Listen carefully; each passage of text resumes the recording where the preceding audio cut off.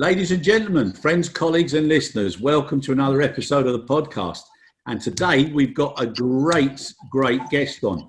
Somebody who's very passionate and somebody who's created a tool that's of great value to the industry. So today we have Elise Weber, and Elise is the co-founder and chief sales and marketing officer of Skytra. And Skytra is an Airbus-backed aviation risk management company. So Elise, welcome. Really great to have you on board. Thank you. Thank you for having me with you. No, it's great. It's great. And people won't realise how much effort it's taken us to get us to this point, but it's going to be well worthwhile, I'm sure. Now, Elise, before we start and we go into a few questions and a bit of discussion, would you be so kind as just to let everybody know how Skytra came about back in May 2019 and what was the motivation for creating the facility? Sure, of course. Yeah, so I joined Airbus in 2005, so 15 years ago. And I've worked in different departments, and I've interfaced a lot with different customers. And at the, let's say, end of my career at Airbus, because if we consider that Skytra is another step change, we had one key customer meeting, really, with one customer who was saying, well, you have really great products. Your aircraft are awesome, but they come with a price tag, really. And for us, it's difficult to purchase an asset like this if we have only little visibility on the revenues. So we said, okay, so let's look more into detail what's the matters with the revenues, really. And so when looking into the numbers, we saw that 90% of the airline's revenues, so the tickets, are sold 90 days before an aircraft takes off. So the revenue comes in like 3 months before an airplane takes off. And not only that, it's also highly volatile. You don't know how much you will make. And so if you have this 3 months visibility, and on the other side, you have to do an investment that costs millions over 25 years depreciation, because that's typically the time you need to depreciate an aircraft. If you have this disbalance, then you have a problem. And so that's the problem we wanted to tackle. And we said, why can't we create a new derivatives market that would permit the airline to hedge this volatile revenue, as they're doing today with the fuel, after all. And this was really a first post-it. The post-it was saying air travel derivatives. It was one post-it amongst 150 post-it that we picked, and we said, okay, there is something to do here. And the idea was born. Okay, which is fantastic. So you've seen the opportunity and it was driven by the customers as well, which is brilliant. Now, can you just explain for those people who are listening and very interested in what you're saying, what and how do you hedge that element? Most people know how to hedge the oil price and the fuel price. Can you just explain the mechanics of how and why? Sure. So let's start with something which is known, the fuel, and then transpose that to how it works on the other side. So today, if I'm an airline and I know my fuel consumption over the next, let's say, 2 years, what I will do is that depending on the market price, where the US dollar per barrels are trading, if I judge that it's a good price, for example, for 1 or 2 years out, I can call up my bank and I say, hi, so that's the treasury teams that are doing that, and said, I'd like to hedge my fuel consumptions for the next 1 or 2 years, and I'd like to cover like 60% of my consumptions. This is, by the way, the worldwide average, what airlines are doing, 60%. Yep. And then the bank goes on the exchange with the financial markets, and they buy futures or options, so it's derivative instrument, that will lock in for you the price of the dollar per barrel. Yep. So tomorrow, what you will be able to do, the head of treasury of an airline will be able to call up the bank and not only say, lock me in the price for the dollars per barrel, but at the same time, please lock me in the dollars per RPK. And so the dollars per RPK is actually a very well-known industry metric. It stands for dollars per revenue passenger kilometer. Yeah. And it's basically what an airline is generating as revenue for transporting one passenger 1 kilometer. Yeah. So it's a really nice normalized way to look at the world.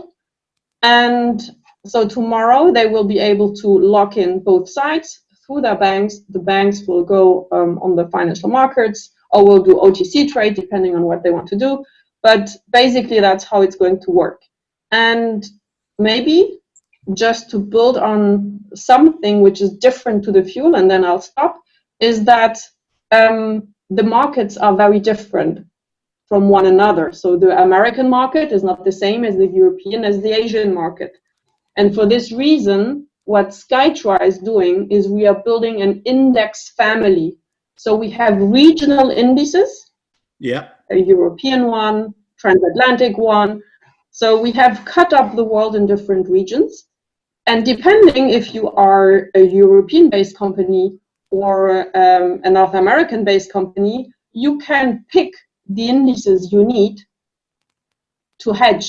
If I'm on a European-based company, Yeah. I will just take the Skytra price index for Europe to hedge myself, because the underlying market dynamics of pricing is where what I'm exposed to.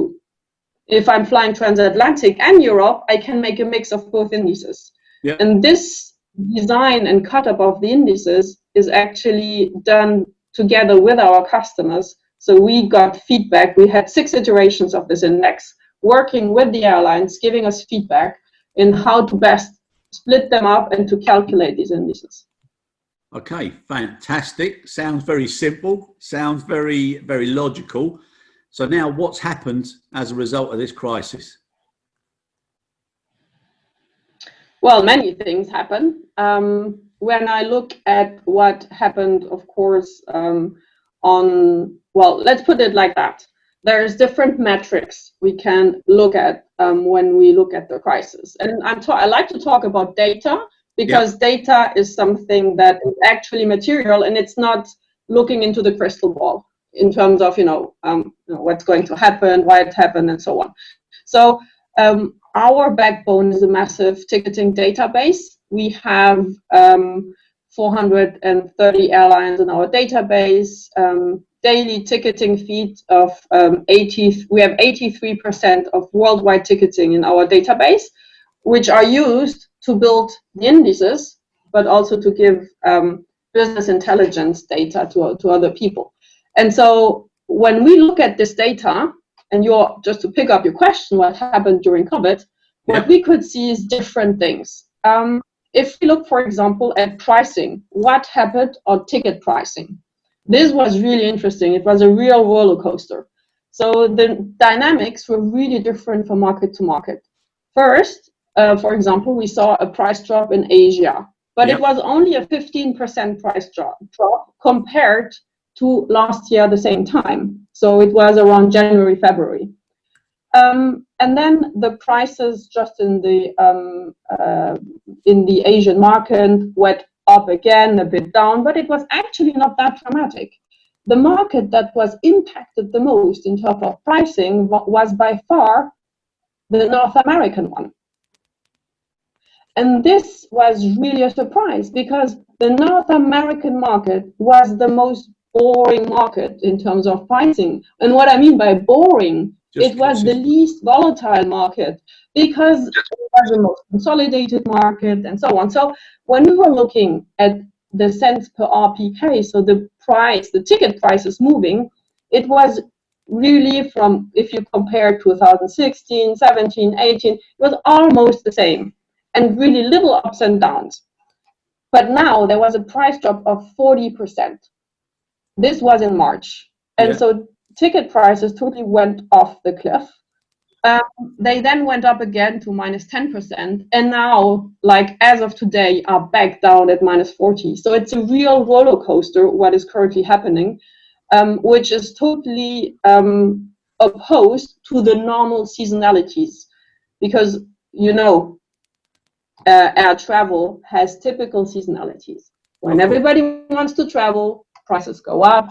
If if revenue management wants to stimulate demand, they lower the prices. These patterns are totally broken, and the US was actually hit the hardest. If you look, for example, just to give one more other example on pricing, because you were asking what happened during COVID, in the Asian-centric long-haul markets. So what I mean by that is, for example, traffic flows from Asia-Pacific to Europe, both ways, or from Asia-Pacific to North America, both ways. Yeah. The dynamic were actually the same. The ticket prices fell just a bit, but what happens then is that they went through the roof, plus 400%. Yeah. Because people were desperate to come back home. It was driven by essential needs of people going back home to Europe or to Asia or to North America. And as capacity was cut by 90%, there was just a few planes left. Yeah. So those who were actually flying had to pay really, really high sums to get from A to B. So that's, for example, what we could observe, on pricing. So I could talk hours about what we're seeing in terms of volumes and revenues, but that's one aspect of what happened during COVID in terms of ticket pricing that we could see in our data. Okay, so from an average bystander or observer looking at the press, understanding the impacts of supply and demand, that wouldn't have been a surprise because they're seeing things like that in the news. So now with all 3DM, so data decision driven making platforms and guidelines and forecasts, how is that community now feeling? Because basically everything that was done before with trends and with forecasts, etc., has actually gone out the window. Yeah, so are you referring to how basically to predict the future? Well, to predict the short term, or to predict what impacts are going to have what results if they kick in, because so many people are unsure. I mean, even governments and everybody's expecting a second wave, which I personally think is coming. So there's going to be different impacts now, subject to how well prepared people are from what they learned in the first wave. Yeah, no, that's definitely a challenge. I mean, I think if you want to look at something and get a little bit a clue of what's happening, one way to do it is to look at actual ticket transactions and what's happening, because that's the only, let's say, reliable information you have on how customers are seeing the evolution, and if they are confident to take an aircraft again, because typically an airline starts to commercialize tickets 12 months out. Yeah. The average. Low-cost carriers sometimes just 6 to 9 months, legacy carrier a little bit more, but that's the average. So it means that tickets for 12 months out are already on sale today. Yep. And you see different tendencies in the different markets of people being more or less confident of buying actually tickets in different markets. So what we saw, for example, in Europe, the intra-European market, is that, for example, now during the summer season, compared to all the other markets, it was the most optimistic market. So people were actually daring again to take the aircraft. They maybe also just desperately need some holidays, but they really bought lots of tickets, and we see now, unfortunately, the trend reversing a bit. But what we, for example, see in Asia is that Asia did not have this hype, let's say, in ticket purchases during the summer, but it's really steadily increasing, and the outlook is actually quite, I'm saying, positive in the sense of course, it's still minus 55% down. So we have to be, let's say, take attention to when we say it's positive, it's still negative. But so it's steadily increasing. So after the total, let's say, revenue breakdown by minus 90%, it has increased stepwise. And what we see in the future ticket sales is that it's continuing in this positive trend in building up. So moreover, maybe on the macro perspective, what we are seeing in the data in the future sales is that domestic markets are recovering quicker, and that there is really hardly any sale on any like long haul market like transatlantic, transpacific, and so on. So when I'd say intra like a domestic market, I mean like Europe domestic, so it's still like the whole continent, or US domestic, or Asia Pacific domestic. Here we see travel for the next 2 to 3 months steadily basically going up, but not on long haul markets. Yeah, that's too early. So I predict, that's my personal view, that it will be from, let's say, small, from little to macro, the market build up. People will first start again flying, and that's what we're seeing. Shorter distances, not too far away from home because they don't dare to go too far away. And then stepwise, the distances that people are daring to travel will increase, and that's currently reflected in in the ticket sales that we're seeing. Okay, right, and again, that's a logical outcome and expectation. Now, the consumer confidence is impacting hugely, and I'm surprised at the amount of tables and coverage in the media which is focusing on either hygiene tables or safety compliance tables, which is differentiating airports. Now, I believe that if airports start to promote the activities that they're doing and they link it to O&Ds or to just direct returns or partnership with airports, they could then start to influence the return as and when returns are allowed. Do you think that's got any merit? Well, first of all, I think that an individual decision to travel is driven by so many personal factors, and it won't be only maybe, for example, a ranking of hygiene measures of an airport. Yeah. There is so many like personal elements in terms of am I afraid generally of as a person to get this infection? Do I have really a strong need to travel? This might be one element, but am I strongly influenced what the government and the media is saying? So it might be one, let's say, element into a big decision taking metric that everybody has in its head.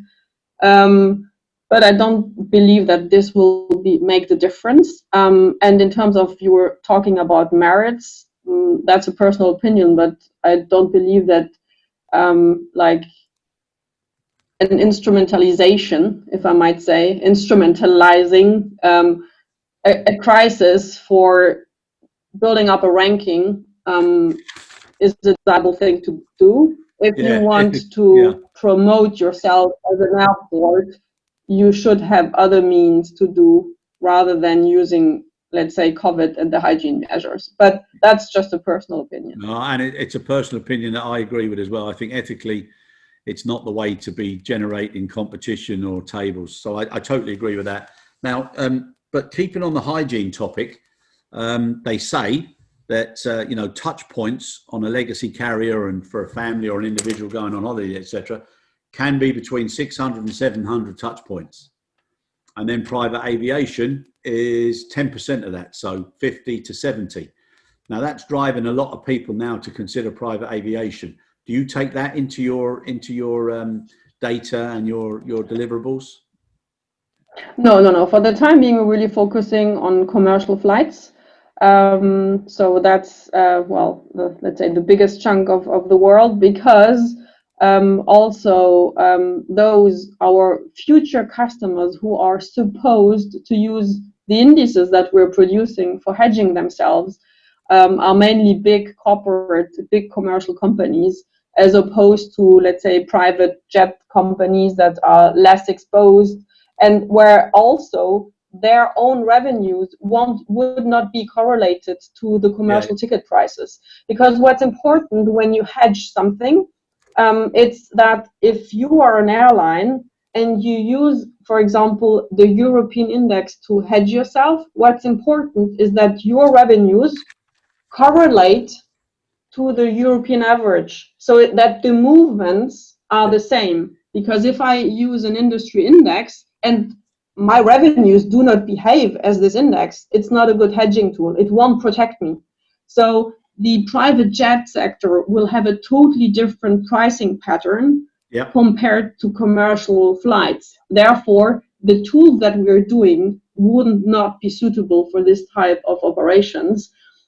So we would have to build a new index, but it would be really niche index for this market, and I don't believe it's let's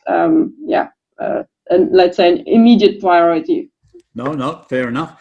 And can I ask you, like, you've got some products, you've got Kiwi.com, you've got AirTix. Can you just explain what they are and what the benefits of each one is?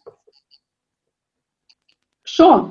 So as I was mentioning, the birth of Skytra was to help our customers to hedge their revenues. So in order to do that and to build these family of indices that I have described, we had to build up a big ticketing database. Yep. This database, and you were mentioning Kiwi.com, for building up this database, we needed to have suppliers of data. And so what we have chosen to do is to team up with two data companies. One is IATA. Yeah. We have been with IATA in discussions, well, since like the last 3 years. It's really an important and strategic partner for us. So we are buying transaction data from IATA, 1.6 billion tickets per year. So when I say transactions, it's ticket sales, right? Yeah. So that's 83% of worldwide ticket sales. It's the biggest database you can find for ticket sales. So we get that on a daily basis from IATA. So what we're doing is we're taking these transactions, every single ticket, OND, and we attach a pricing from Kiwi. So Kiwi is providing us offered data, so price checks. Right. So we have a transaction, ticket from A to B on this flight number. Then we search in the Kiwi database. We have 20 billion price checks per day. 20? And we find an exact match. Sorry, how billion. Many? 20 billion. 20 billion per day. 20 billion per day. My goodness me. So basically, we have transaction as a master, and we go fishing in the 20 billion offered price pond from Kiwi that we get on a daily basis, and then we have a match. So this is what we call the Skytra ticketing database, which is feeding two product lines. One is the Skytra price indices that I have described, that are regulated or will be regulated soon by the FCA. Okay, that's good. The second one, because you have mentioned AirTix, is another product line, which is an unregulated product. This is only business intelligence, which means that as we have this massive ticketing database, we can have an exact view on airline yields, on revenues, on volumes, for everybody who is interested in. So it can be airline revenue managers, can be the financial analyst community, it can be an airport that wants to know how many tickets were sold for the airport. It can be aviation industry or financial industry, but basically we can aggregate the data in all directions, and this is what we call the AirTix product, which is basically business intelligence product, which is separate from the Skytra price indices that are really only for hedging purposes. My goodness me, there's a lot of intelligence going into that, huh? And the data volume is incredible. Oh, it is. That is the backbone of Skytra.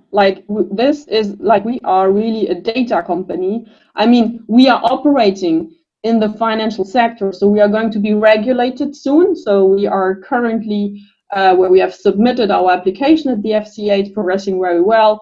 In the next, let's say, 1 or 2 months, we will, fingers crossed, hopefully get our benchmark, our indices registered, which means that from this moment on, airlines can use this for hedging. And I think it comes at the right moment, because you remember the roller coaster I was describing from the prices? Yeah. Exactly this roller coaster, they can make the wobbly line more flat. Yeah. If they hedge themselves. And therefore, I think it comes at a really right moment. Exactly. So I mean, just to make it black and white for people who are finding this subject matter interesting and new, would it be correct to assume that at this particular moment in time is a good time to hedge? Yeah, I mean, when you hedge, you always there's lots of caveats, in terms of how do you hedge, which instrument do you use, at what price do you protect yourself. But generally speaking, hedging always makes more sense when something is volatile. Yeah. If something is predictable and unvolatile, there's no reason really to hedge, because your line is already flat, right? Exactly. So yes, generally speaking, in terms of its volatile times, so it does make sense to protect yourself against this volatility. Exactly. Now, another angle. So all of the companies now that traditionally would have used their own in-house forecasting or evaluation and budgeting, etc., now they've got an opportunity to use this. How well trained and how much awareness is within the respective organizations on how to deal with such a tool and the options that you've just described? Meaning if the organizations are sophisticated enough to do what I just described. Is that your question? That sounded much better than the way I put it. Yeah. I just wanted to make sure I got the question right.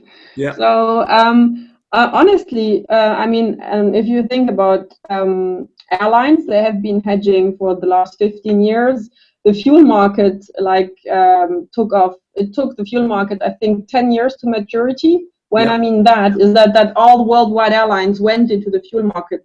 So now, for strategic reasons, some airlines are hedging always, some are never hedging, some are sometimes hedging. But that's the joy of derivatives. It's flexible. It's not something physical. It's not like an aircraft, a network. It's a contract. It's contract and money flows. So you can decide to hedge a year, and the next year you unwind your position and you don't hedge anymore. So depending on the strategy you want to achieve, financially speaking, you can do it or not. So are they well equipped enough? I mean, yes, they all have treasury teams. They've been hedging fuel, foreign exchange rates, interest rates. It's just a new tool in their toolbox. So they complement their toolbox. But the nice thing about this tool, it's their tool. Yeah. They're not alone on the fuel market. They're just a little fish in the big pond. Yeah. It's not designed for them. Same for interest rates. It's not for them. It's a big market. They can play in this big pond, but it's not the main player. And now they are actually, the big fish in the small pond, to finish the analogy. So they have instruments that are tailor-made for their specific risk, which is the cost of air travel or the revenue of air travel for their perspective. Okay, and just a question that would be of my interest. Had you not been involved with Airbus, do you think you would have had the support and the backing just from the principle of what you were trying to do? Would have been, of course, much more difficult, because the whole product was customer driven. Yeah. And how do you get access to the customer? I mean, Airbus, we have sales and marketing team, and a big thank you to all of the colleagues worldwide for opening us the doors to the airlines, because if you want to talk to an airline in Asia, in the Pacific, in the US, in Europe, and get somebody listening to you, giving you feedback, if you have a worldwide network and you just have to leverage your internal network, knock on the door, get the customer's feedback, it eases, of course, incredibly the whole, let's say, iteration, because innovation is about iteration, getting customer feedback. And without this Airbus worldwide footprint and the access to the customer, I don't know how this could have worked out, or it would have taken like ages maybe to come to the same point. The value proposition, I think, would still have been valid, but it would have been really painful to get to the stage where we are today. Yeah, it's funny sometimes, isn't it? Initiatives and ideas also needs a little balance between a bit of luck and a little bit of timing and just the right issue at the right time, huh? Well, do you know this? I think it's attributed to Thomas Edison. This kind of innovation is 1% inspiration and 99 transpiration. So yeah, that's bloody true. That is true. So the Post-it, it took like 3 seconds to write the Post-it, to write air travel derivatives, but it took 3 years to bring it where we are today, meaning a company with 25 people based in London that actually, are interacting with customers. Yeah. So yeah, it is innovation is a bit of inspiration, but it's also really hard work. And I mean, we have created this company. We're 2 co-founders. It's myself and Matthew Tringham. We're both, let's say, Airbus employees. And I think the reason why we're also so successful is because we brought that together forward as a team. Yeah. And it was a great teamwork to come to that point, to pitch it to Airbus top management, Guillaume Faury, get his green light to implement this company. That was really, it was not a walk in the park, but we had the support because our customer wanted the product. No, it's amazing. It's amazing, and also the volume of the data that you mentioned there. That originates from IATA. It's phenomenal. It is. So do you think now that there are other hidden treasures using similar data volumes that are with IATA and other representative bodies that could create now more digitization and capability that's just not been mined yet? I'm not going to tell you all our secrets now. We have lots of product backlog ideas, but give me another 3 years and then we'll bring them to market and we can make another podcast. Yeah, I didn't think you'd disclose that. I was just wondering how many Post-its you've got stuck on your desk that are ready to go. Plenty. But isn't it amazing? Yeah, we have to sequence them. Yeah, but isn't it amazing what can be done when you mine such a database bank? It's incredible, huh? Oh yeah, it is. I mean, it also requires lots of skills and competences to handle this data, because we're not talking about an Excel file or 2 Excel files together. Yeah. It's like really all based on a big like cloud-based platform with algorithm and with data engineers and pipeline engineers, and like it's lots of brain work to be done and testing to be done, and for example, also cross-checking what do we see in the database, for example, in terms of airlines revenues. Does that match with what they're reporting? Yes or not? Is that coherent? There's a lot of not only, like, say, setting it up, but also cross-checking if what we're actually producing is accurate or not accurate. So, yeah. But, it's amazing. It is. And so do you have a lot of the consultancies, the large consultancies, utilizing all that information? We are in discussions with them because, of course, many of the big consultancies, what they do is they use data to then sell on consulting services. So, yes, we are in discussions with them and they are interested in the data, yes. That's another opportunity that just comes from it as well, eh? It's another one, exactly. Hey, you'll love it. I say the customer base is pretty large, actually. Yeah. I think your passion and your enthusiasm and engagement, you're thoroughly enjoying what's happening, huh? Well, I can't imagine something better than, starting with a Post-it. Exactly. And having, like, 3 years later, your idea, or like our idea, because there were 2 of us, but kind of materialize in the company, and customers waiting and helping you to develop it because they want you to bring that to the market. It's great. So I can't hide my enthusiasm. I'm sorry about that, but it is a great position to be in. Yes, and I'm really thankful. No. I can imagine, and I would really love to know how many Post-its you've actually got prepared for the next opportunities. 4, 5, 7. Plenty enough for lots of postcards. Yeah, we could do a whole series, huh? Brilliant. So now what you've managed to do is you've supported people's risk appetite and risk awareness. What do you see now as the biggest benefits that the companies that you've got on your books, what are they saying? What difference has it made to them? What are the tangible differences and what they see as the huge benefits that underline the importance of the creation of this particular platform? As we have a diverse customer base, or we are discussing with, they all have another angle really to the thing. Like if we discuss with a head of whatever revenue management of an airline, it's of course the insights we can generate, because every airline has a pretty good view on its own like revenues, on where they stand, how the sales are doing, but not necessarily how the world is doing and how other regions are doing. If there is some opportunity out there they have missed out.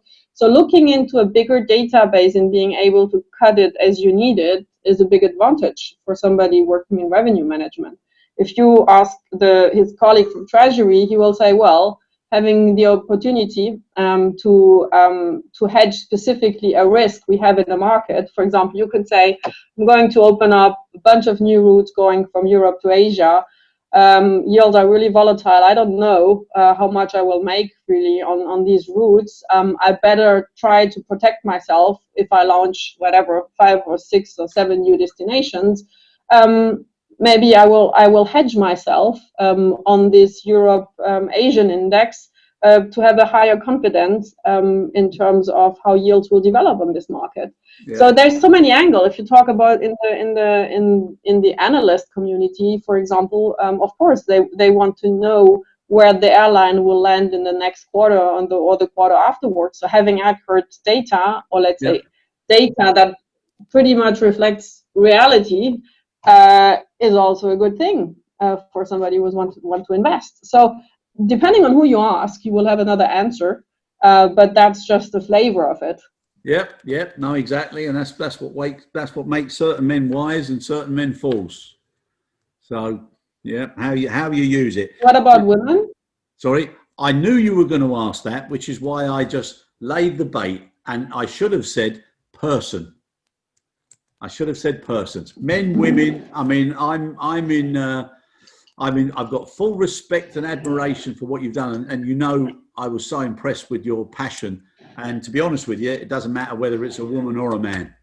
It's anybody that's able to exercise that degree of engagement and passion deserves the hat to be topped and recognition. So thank you for pointing that out, but I would have put a bet on that you would have done. So I really appreciate it. You're back on track now. We're friends again. Yeah, all right, no problem. Good. Now, another question I've got for you. Lots of carriers now are being criticised for the fact that they're not paying back refunds, and that they're not, delivering back the revenues because of the schedule disruption, and people have bought tickets and they're not getting refunds, and they're being offered to keep that amount of money for a year's time or whatever. What do you think of that with regards to your particular tool? Does that come into play at all? It does come into play in the sense of, we can see what's happening because we actually have also refund data. So we have a view on gross and net revenue. The difference being the revenue I get from ticket sales versus the revenue I get from ticket sales minus the refunds. Yeah. And before COVID, refunds was a minor thing. We didn't even look at them because it was less than 1%. Exactly. It was not worth it to bother about refunds. So now with COVID, the situation has totally changed, and the approach from airline to airline also.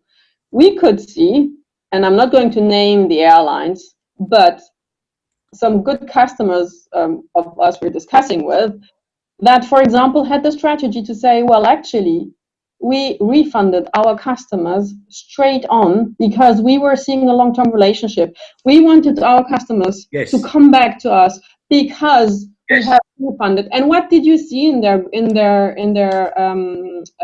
net revenue is that instead of having, let's say, minus 90% ticket sale, they were going at minus 110 because they were refunding more than what they were actually selling. Yeah. So we had airlines going at below 100% of sales because they were actually refunding their customers, but investing long term. Yeah. We also saw companies, airlines, that were basically not refunding at all. And there was no difference between gross and net revenues.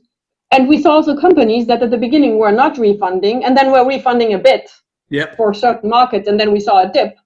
And then, so there's different strategies from company to company, but I would say that I think the bulk and the majority of, if I think about the data we're having, is actually more pursuing the approach of trying to issue vouchers in order to, of course, keep the cash that they kind of urgently need right now. And they're basically postponing the flights, or pushing the customer to take a flight at a later stage, which is, I don't want to, they are in a critical situation, and that's a way for them to not lose even more cash. So, but there is different approaches, different strategies of the different carriers.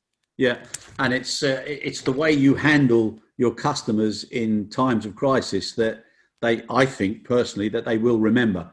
And even if it's the preferred option is for vouchers, the way it's explained and communicated can actually make people accept it, because they'd also be thinking, well, I got a pretty good price, and the prices might change when the demand comes up, so I've still got a good price. I think as long as the times are uncertain, and they might be uncertain for quite a while, yes, I totally agree with what you said. People will remember, like, I took a flight with the airline XYZ. Now I'd like to book my next holidays. I know that if anything happened, they will straight ahead give me the refund, so I better book with them. I agree. I think that once the times have stabilized again, and people also tend to forget quickly. In the sense, when stuff gets a lot, like, if volumes are back as they were like a couple of months before, and hopefully, air travel continues growing as it was, because it also brings really lots of benefits, just beyond bringing people from A to B. Then I think people will maybe also choose an airline based on pricing, just from bringing me from A to B. But in the near future, when times are uncertain, I totally agree. It will be predominant in terms of what was the experience I had with an airline. Do I trust them that if my flight gets cancelled, I can't travel?